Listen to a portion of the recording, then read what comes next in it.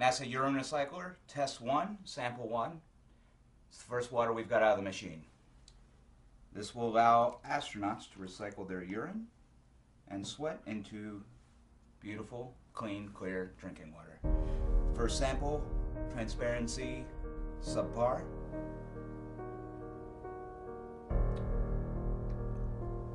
Ugh. Oh, that's just piss. That's just straight up piss. A group of social criminals, these people in the space program. Nassholes, I call them. You're the one who said you walked on the moon when you didn't. Calling the kettle black, if I ever thought of it. Saying I misrepresented myself. Away from me. You're a coward and a liar and a thief.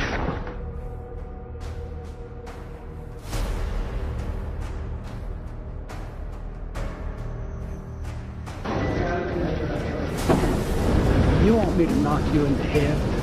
Well, I want you to swear to God on the Bible that you walked on the moon. Okay. If you walked on the moon, we're given the opportunity to swear to God that you walked on the moon. I'm going to give you the opportunity to get the hell knocked out of you if you don't leave me alone. So why don't you just put the end to the record in the argument, then put your hand on the Bible, swear to God you walked on the moon. Mr. Several, knowing you, that's probably a fake Bible. Well, you're talking to the wrong guy. Why don't you talk to the administrator in NASA? We're passengers. We're guys going on a flight.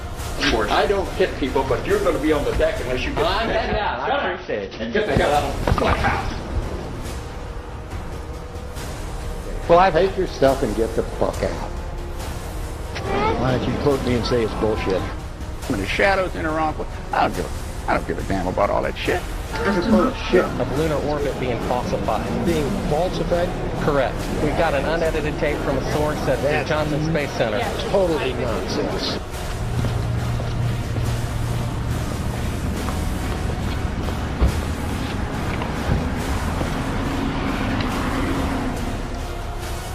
Mr. Seibel, you do not deserve answers. If you show this publicly, you're open for a lawsuit. Okay?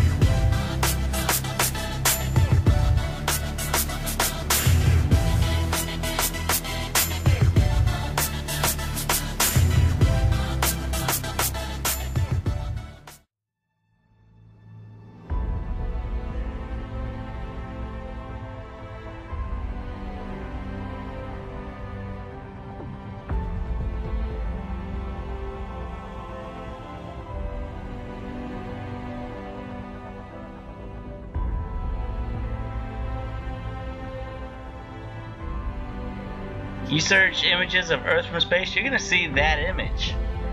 I mean, why would you have fake images and computer animated images of Earth when you can have the real thing? So basically, when you search Earth from space, you should see all real images of Earth from space. Like, why everybody thinks NASA does science, so why wouldn't you see that? No, you get this. Ribbons of imagery. Why would you need to do that? Because there's supposed to be satellites past low Earth orbit. Why can't you just take a fucking picture? Okay, that's supposed to be real. That's Apollo 17's image of Earth, and they use it all the time, and nobody ever thinks about it. You're shown this. This picture is in every single science book. See that circle cloud formation? This picture is so distinctive. They use it on the covers of magazines. They still use it today. I saw it must be 3 weeks ago now, but I clicked on an article because it had this fucking image in it. They still use this picture to represent Earth. Photo painting. Photo painting. Photo painting. Photo painting. Photo painting. How the fuck would you know?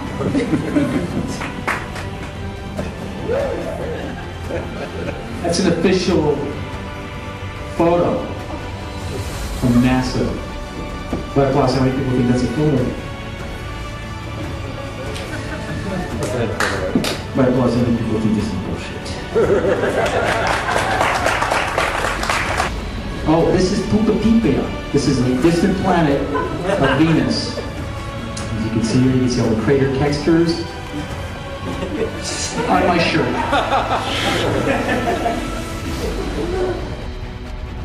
Yeah, all of those are supposed to be real. They're from Apollo 17. So basically, when you search images of Earth from space and you want to see a real picture, you're going to see that, and you're going to see other pictures from Apollo. How long ago were the Apollo missions? And then you go to recent shit, like, what's it called? The Blue Marble 2012? It's a fucking composite. It's not a real picture. And they admit it. They tell you it's a composite. Simmons' job is... It's primarily taking data and making pictures out of it. That's what this is. A composite of data sets from several different instruments translated into a picture. So she said composite. Now, when you search images of Earth from space, even though everybody thinks NASA does science, they're on the cutting edge of science, they're exploring the solar system. When you search images of Earth from space, you should see real pictures of Earth from space. And you're not going to see that. You're going to see composite after composite. You could go to the Blue Marble series. You're going to see composite after composite. And they can't even make you at least 100 images of Earth from space. They don't even bother making 50 or 20. They don't care. They don't have to show you other images of the Earth. They just don't have to do it because nobody questions it. There it is. This picture is in every single science book. It is fake as fuck. And they keep using it because it is supposed to be real. Unlike their composites, which they don't use very often, they use this one. In between each orbit. So some of those are painted on. It is photoshopped, but it's has to be. That. Yeah, of course it has to be. Sort of simulate the atmosphere. Man, fuck you. There are no pictures of Earth from space. And this shows you that those GPS satellites do not exist. Because if those satellites existed, there would be pictures of the Earth from space. They would have the ability to do that.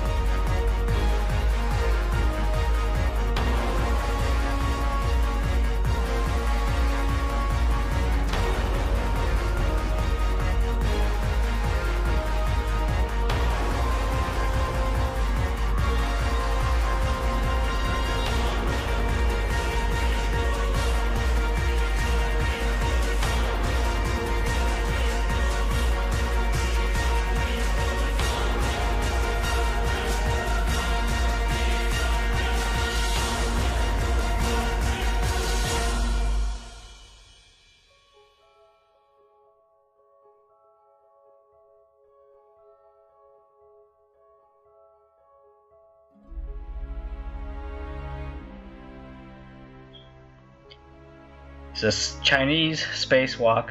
A bubble rises in the pool. It's complete fraud.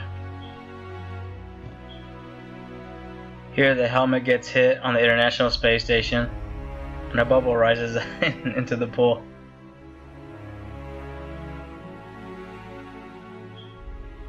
This spacewalk from NASA isn't even a month old yet. And here's a bubble taking an odd trajectory because it's in a water pool. It even curves because the water is it's not motionless, it's moving.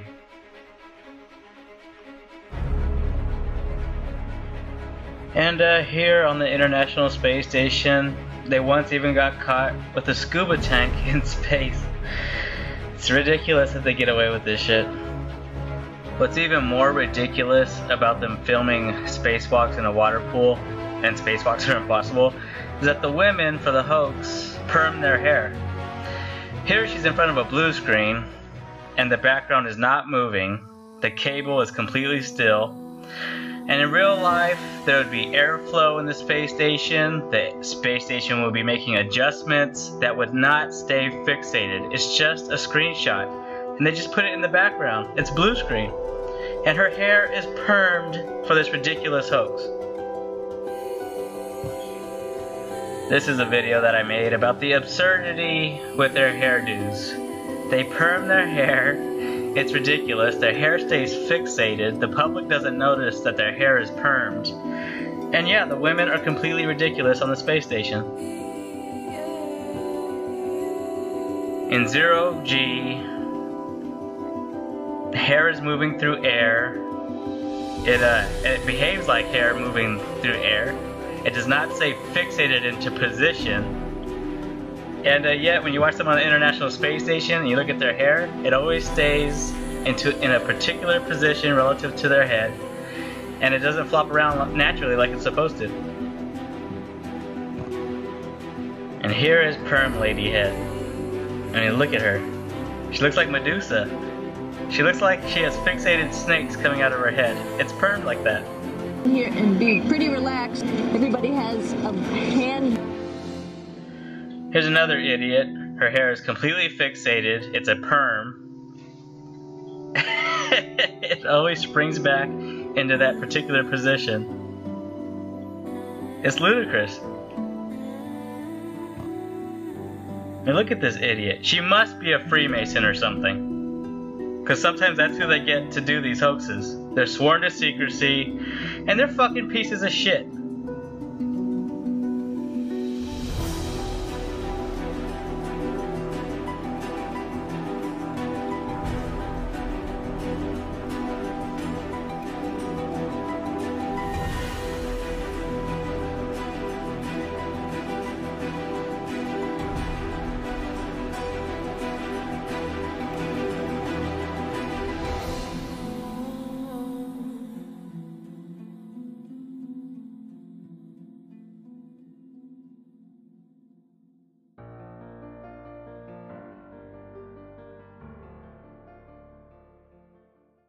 He was a national hero and was likely to be the first man to walk on the moon. But Grissom was also an outspoken critic of the space program and was quoted as saying, "Someone's going to get killed." Unfortunately, Grissom's worst fears were soon realized.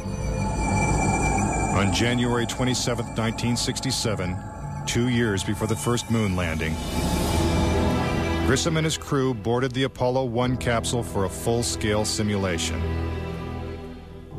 The problems began almost immediately. First, the capsule's communication systems failed. You copy? No, I didn't read your Chuck at all. I can't read your Chuck. You want to try the phone? How do you get the moon? We can't fly between 3 buildings. I can't hear a thing you're saying. Suddenly, the capsule burst into flames with the astronauts sealed inside.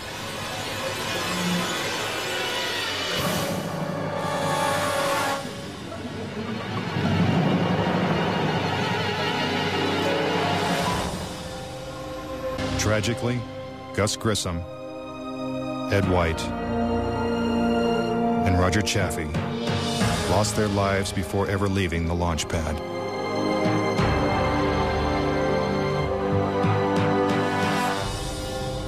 Gus Grissom's family believes the Apollo 1 fire was no accident. I think it was intentionally sabotaged by someone. It's been a question in my mind, what was found in the accident investigation and how was that handled? Was the CIA involved, or whoever? But it was done intentionally. Grissom's family doesn't know who was responsible for his death or why it happened. But they say NASA knows the truth.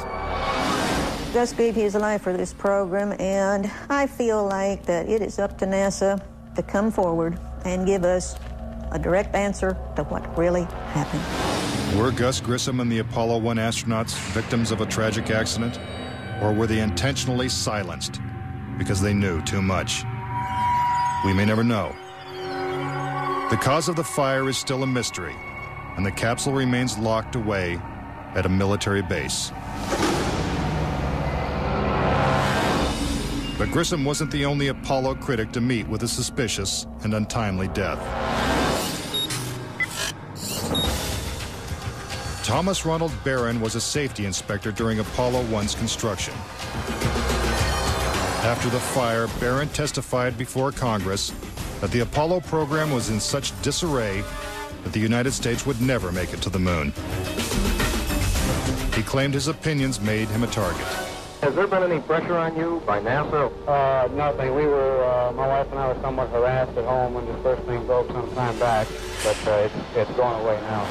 As part of his testimony, Barron submitted a 500-page report detailing his findings. There was a real fear that the program could be stopped dead in its tracks. Then exactly 1 week after he testified, Barron's car was struck by a train. Barron, his wife, and stepdaughter were killed instantly. I believe that Thomas Ronald Barron was murdered because he had the truth to tell about the Apollo project. Barron's report mysteriously disappeared, and to this day, it has never been found. Between 1964 and 1967, a total of 10 astronauts lost their lives in freak accidents. These deaths accounted for an astonishing 15% of NASA's astronaut corps. To keep something that's alive wrapped up and covered over, you've got to eliminate all the people that can talk about it.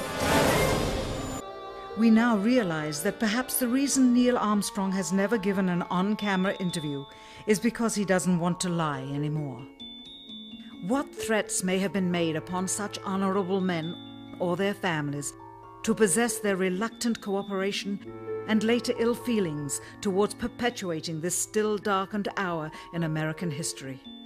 NASA's highest-ranking official, James Webb, resigned without explanation just days before the first Apollo mission.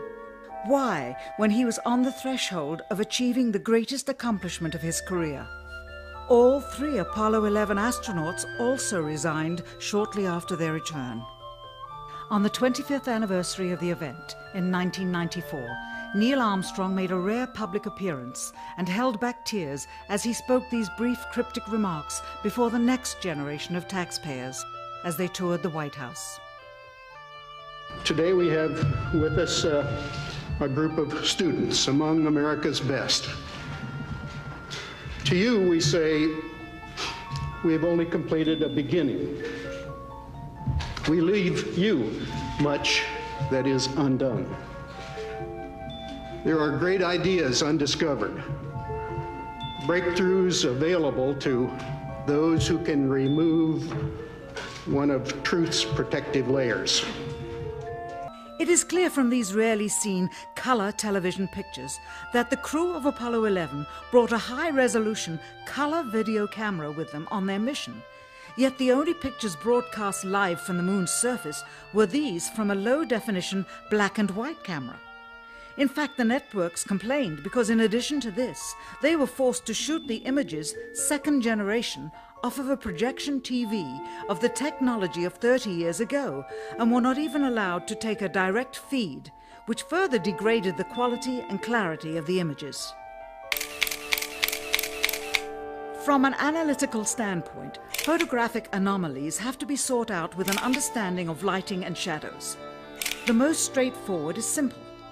When objects are lit solely by the sun, as all the scenes on the moon were said to be, after all, lighting equipment was not only impractical, it was unnecessary in bright sunlight, then all shadows, regardless of the landscape, will run parallel with one another and never intersect, as shown by this example. In these seldom seen photographs, obtained from a rarely used auxiliary NASA archival site, it is clear that these scenes were lit with artificial light. These shadows, which are cast at different angles, are evidence that a second light source is being used. In addition, the sun would not cause an isolated hotspot like this, only an artificial light would. Again, intersecting shadows and another hotspot. And again. And again. In this magnification of an Apollo photograph, a rock, very likely a papier-mâché prop because of the crease here, is categorized with the letter C. In later releases of the same picture, the letter is gone, probably airbrushed out. On the moon, the astronauts' only source of light was the sun. They had no extra lighting, no flashes or things like that. Yet in this photograph from Apollo 14, the shadows are cast in different directions, suggesting multiple light sources. The shadows cast by the rocks in the foreground should have been east-west, like the LEM shadow. And in this photo from Apollo 17, again the shadows are pointing in different directions. Outside in sunlight, shadows always run parallel with one another, so the shadows will never intersect. Conspiracy theorists say it's not just the shadows that indicate the use of additional lights, but what has been photographed in the shadows. For example, here's an astronaut who descends into a huge shadow cast by the lunar module. Yet his entire body is still visible. How is it that he is not shrouded in darkness? Here's the same maneuver from another Apollo mission. Again, the astronaut is brightly lit in what is obviously dark shadow. And in this picture, the sun is directly behind the astronaut. His figure should be a silhouette. Yet even the smallest characteristics of his suit are recognizable. It seems like he's standing in the spotlight. And I can't explain that. That escapes me. Why? And finally, in this picture with the sun behind the lunar module, the front of the craft is clearly visible. The words United States are crisp and clear. How could these backlit pictures be so detailed? It's because there's more than one light source, which means they're not on the moon. It has been estimated that as many as 20% of Americans believe we never went to the moon. Is it really possible that NASA deceived the world? According to a former astronaut, it's entirely possible. Regarding the Apollo mission, I can't say 100% for sure whether these men walked on the moon. Bill Casing was an analyst and engineer at Rocketdyne, the company that designed the Apollo rockets. There were many problems that evolved during the 60s that led people to believe that we're never going to make it to the moon.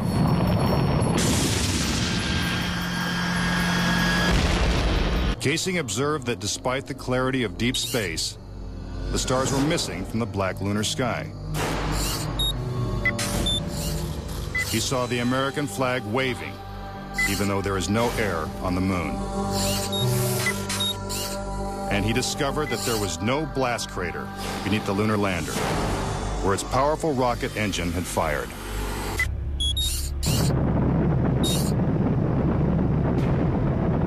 The noise level of a rocket engine is up into the 140, 150 decibel range.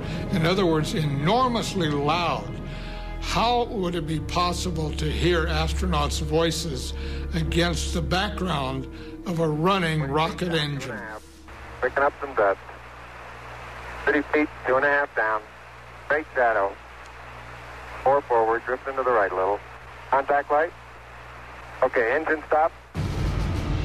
Is this evidence that the footage is actually fake? A sequence shot in a controlled environment here on Earth? Just months before this historic landing, a prototype LEM was flight tested at Ellington Air Force Base. While NASA cameras record the test flight, Neil Armstrong struggles to control the unwieldy craft. Then, at approximately 300 feet, the lander flies wildly out of control. At the last second, Armstrong ejects.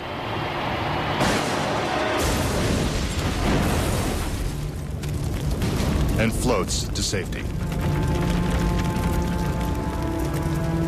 If the lander was so unstable and difficult to fly in the controlled environment of Earth, then how could the LEM land 6 times flawlessly in the alien environment of the moon? The LEM had a single engine mounted dead center, and then they had little push jets, thruster jets, a couple of them up on top. This was supposed to control their attitude as they came down. Well, I'll tell you a secret.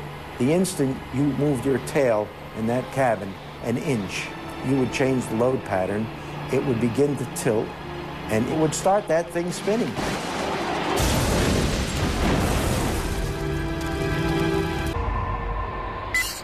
The fact that there's no blast crater under the LEM is one of the most conclusive pieces of evidence that I find supporting the hoax. In fact, no sign of a blast crater is visible for any of the 6 lunar landings. Yet NASA's own scientific illustrations clearly depict a blast crater. Then there's one other point. If they had truly landed on the moon, this dust would have then descended on the lunar lander, on the foot pads, and we find not a trace of dust on the foot pads. In the footage of the ascent stage going up, what you don't see is an exhaust plume coming out of the rocket engine nozzle. What a ride, what a ride. But what do we see? We see the ascent stage suddenly pop up without any exhaust plume whatsoever, as though it were jerked up by a cable. It's absolutely unreal. Although it appears that the astronauts are moving in the moon's gravity, which is 1/6 that of the Earth, Percy notes that when the speed of the film is doubled, the astronauts appear to be running as if in Earth's gravity.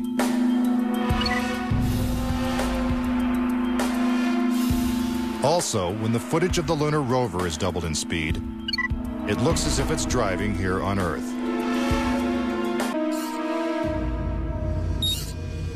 If there is no air or wind on the moon, why is this American flag waving?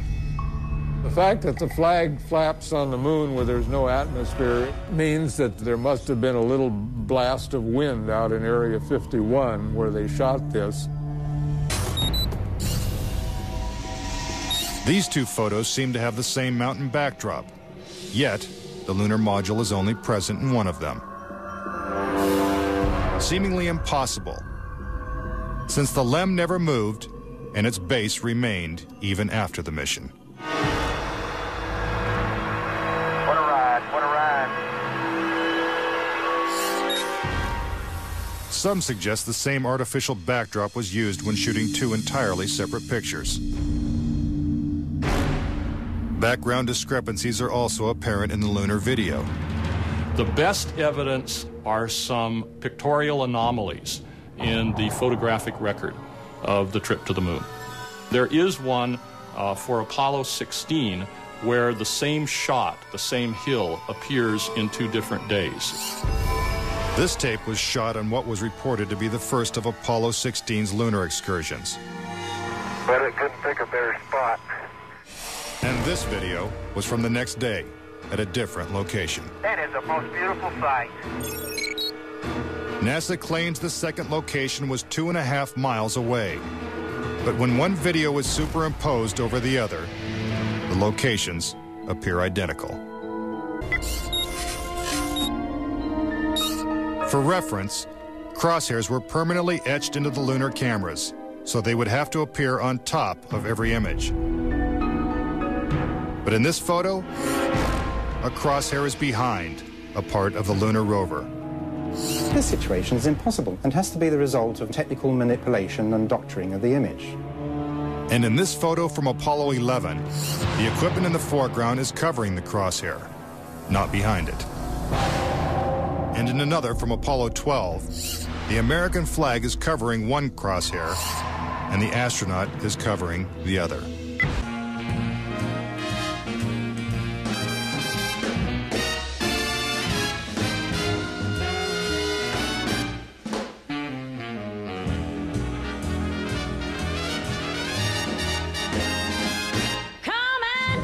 Trip in my rocket ship.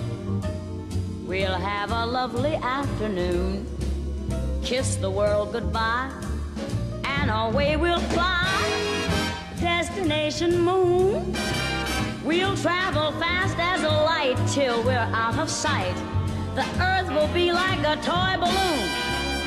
What a thrill you'll get riding on my jet. A destination moon. We'll go up, up, up, up. Straight to the moon we two.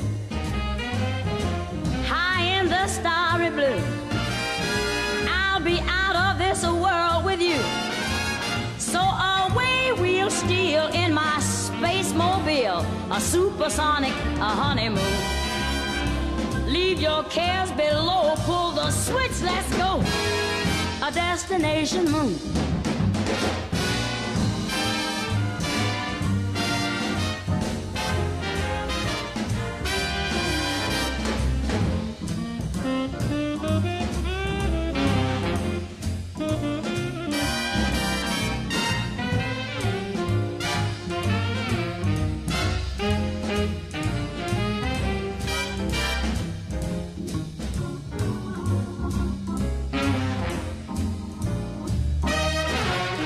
We'll go up, up, up, up. Straight to the moon we two. We'll be high in the starry blue. I'll be out of this world with you. So away we'll steal in my jet mobile. A supersonic, a honeymoon. Leave your cares below. Pull that switch, let's go. Destination. We're flying high up in the sky. Destination, destination moon.